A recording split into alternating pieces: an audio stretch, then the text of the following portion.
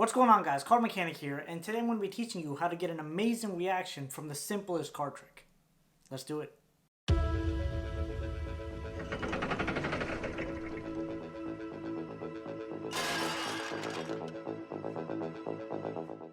Now check this out. First we'll have a card selected by a spectator. Let's just say they call out stop right here. Now take a look and remember that card. Hopefully you got it by now. I'll take the card, leave it here. And I'm just going to riffle through the pack like this, and the spectator can freely insert their card anywhere they want. Of course, I don't have a spectator here, so I'm just going to stop at a random location. Let's say right here. We'll take this, and we'll dribble the rest of the cards on top. Now here's what we'll do. In fact, actually, I think I have a better idea. Instead of doing anything at all first, I'm going to have the spectator take the cards and shuffle them up. So, boom. Spectator shuffles up the cards. And once they're satisfied with the shuffle, then we can continue. So now I'll take the cards and I'll lay them out like this, as I was doing before. And I'm just going to run through the cards like this and try to read the spectator's expression as I go along. Well, I got a bit of a feeling. I got a bit of a feeling right around here. So I'm going to get rid of all these cards that are not in that location. Boom, get rid of that. And all we're left with are these cards here. Now, I'm going to go again. Oh, I'm feeling it more towards the left half. So I'll get rid of all these cards. Put them right here. Now we have a couple of cards left. We have 5 red cards and 4 blue cards. I'll have a spectator name whichever color they want. Red or blue, which should be black. Let's just say they pick red. So we'll get rid of all the blue cards right here. And all we're left is with these remaining cards. Now I'm going to go through these cards very slowly, try to read the spectator's expression.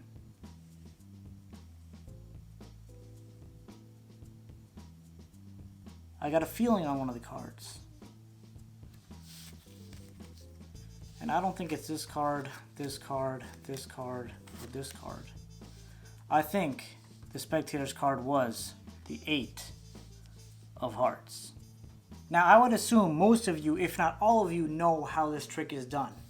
So I'm going to focus more on the performance because the best way to get the reaction, what's this card? The best way to get the reactions is of course through your performance.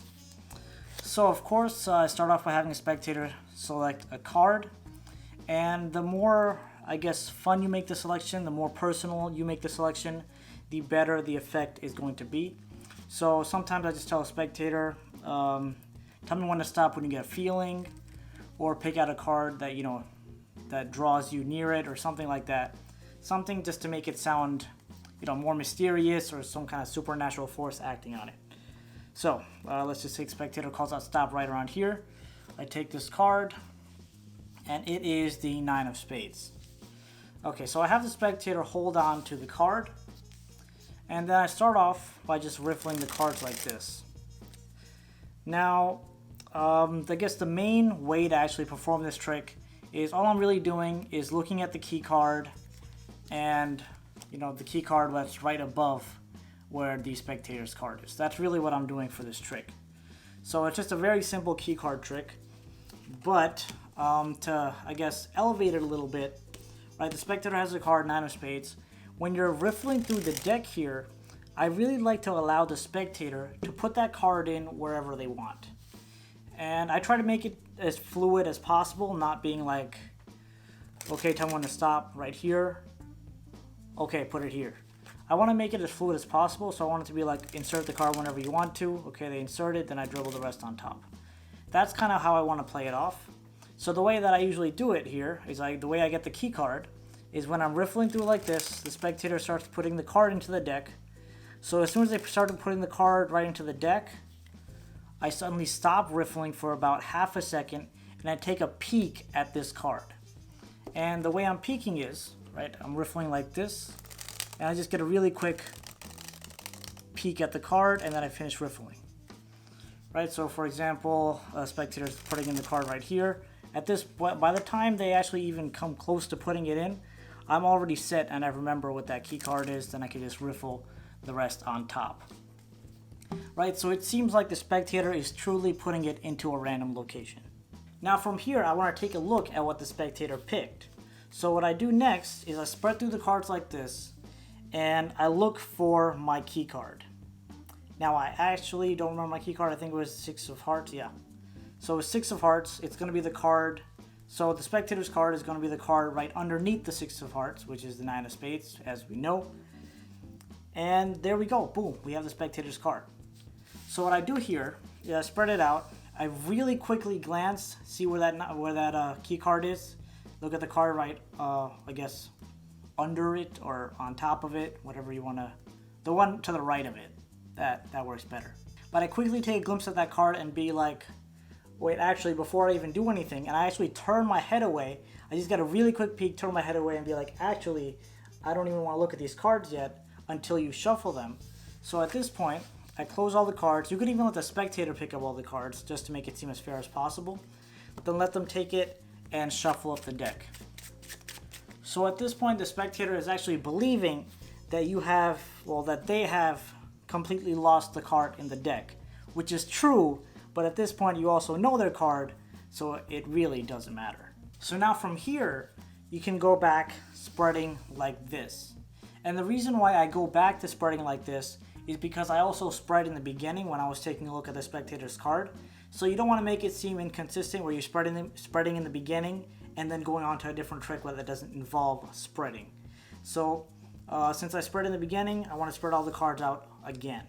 Right, so at this point the cards should be shuffled. So this should actually be shuffled. Let me actually really shuffle it up.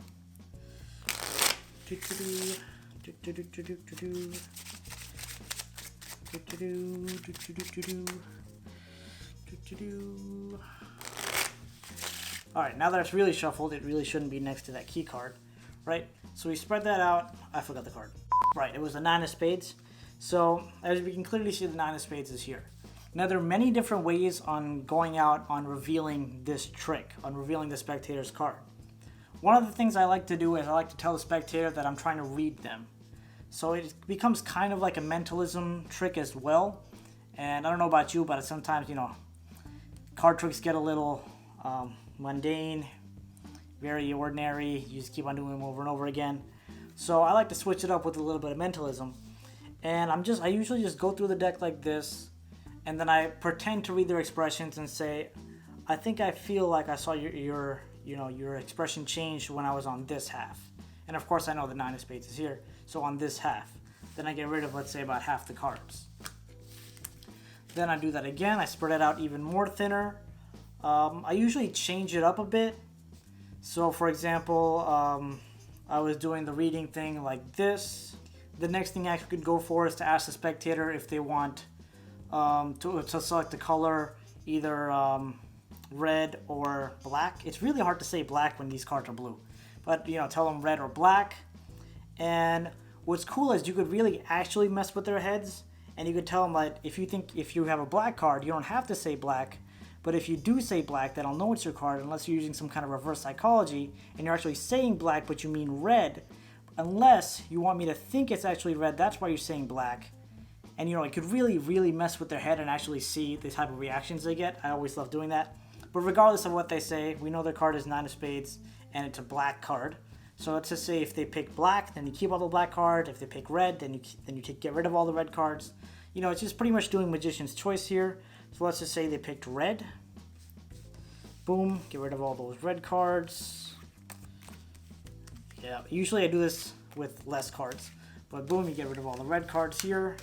You're left remaining with these cards like this. And from here, you could do the finger thing, being like, okay, I felt a stronger presence on, you know, these middle cards right here. Boom, get rid of those cards. So all you're really doing is eliminating cards till you're getting closer and closer to what the spectator has selected. And sometimes when I'm left with like 2 cards, let's just say I got rid of one because it fell or something, I don't know. I got rid of 1 card. And when I get left with 2 cards, sometimes I just like to mix them up. Of course, keep track when you're mixing them up. Otherwise, you're going to be screwed. So you mix them all up, you put them down, and you ask the spectator to select one of the cards. Now, if they select their card, it plays off really, really well. Their card should be here, 9 of spades. But it should work out really, really well. I actually want to switch these up. I know, never mind. I lied. I don't want to switch them up. So generally what happens, I want to say like 60 to 70% of the time, they pick the card on their right. Because it's just, most people are righty, so it's easier to grab the right card. So I tell them to select a card, and I also make a gesture towards the card that's on the spectator's right or performer's left, my left. So I also make a gesture saying pick pick either of those cards, left or right. So then they start. They usually say right, since that's the one I was pointing to. That's pretty much what most people are gonna pick. So just tell them to touch a card. Let's just say they touch that card. You can pretty much get rid of this card right here. Get that off the screen, and boom, you show that it is their card. Now, of course, if they happen to pick the card on the right, it really, well, my right, spectator's left. If they happen to pick this card, then you can just say, all right, we'll get rid of that card, and we're left with one final card, and that card is your card, the 9 of spades. So you can really just go wild with this trick, perform it in any way you want, do all kinds of mind reading, mentalism, go absolutely crazy. So it really goes to show that when you're going out doing these performances, more important than the technique and the trick is how it's coming across to your audience. So the better your performance is going to be, the much, much better your reactions will be. And that pretty much wraps up this video. I hope you guys enjoyed it, and as always, thank you so much for watching. Make sure to go check out my Patreon page to help support my channel, because your support really means a lot to me. So I'll put a link to that in the description, and also in the description is a link to all my social media, so you can follow me on there for my photos, videos, status updates, and all that kind of good stuff. So all that being said, I will see you in the next video. Oh wow, you guys are still here. I need to start leaving some prizes or something, because why else would you stay here this long?